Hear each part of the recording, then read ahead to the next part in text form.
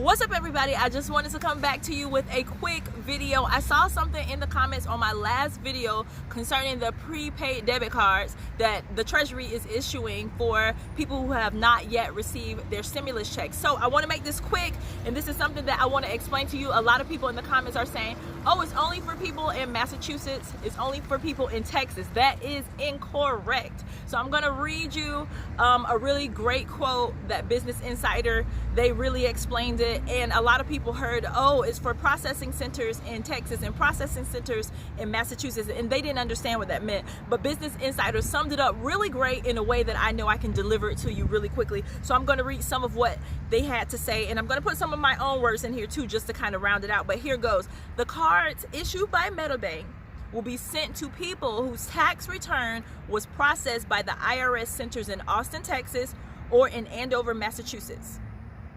Let's read a piece of that again. Whose tax return was processed by the IRS in centers in Austin or Andover. So it doesn't mean that you live in those places. It just means that if your tax return was processed in those places, then you'll be receiving your prepaid card next on this first round that they're sending out the prepaid cards. They're sending them out in waves, apparently. So you'll get yours on this first wave as they work to get debit cards out to the people who haven't gotten their checks yet. So some people say, how do I know if my IRS tax return was processed in Texas or Massachusetts? Well, first you have to understand processing centers. If you think about your car payment, think about paying them to whatever bank financed you for your car.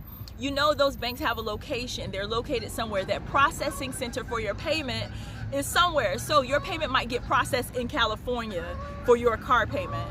Or for your mortgage payment might get processed in Virginia. You notice when you're on the phone with the mortgage company, or you get any mail or correspondence with your mortgage company, that company might be based in like Virginia or something. It doesn't mean that you live there. The same thing with the IRS tax returns. It's for the processing centers in Texas and Massachusetts. There's not an IRS processing center in every city. You're not just going to go walk down the street and knock on the door to the IRS processing center in your city, which doesn't exist, and say, yo, where's my stimulus? It doesn't work like that. So don't worry. When they say processing centers, that's where checks from people all over the country went through that center. And let's read this. The Treasury did not specify which taxpayers had their returns sent through those centers, but the Andover Service Center usually covers residents in Maine, Maryland, Massachusetts, New Hampshire, and Vermont, while the Austin Service Center usually covers residents in Florida, Louisiana, Mississippi, Oklahoma, and Texas. So those are the states that are usually processed through those centers.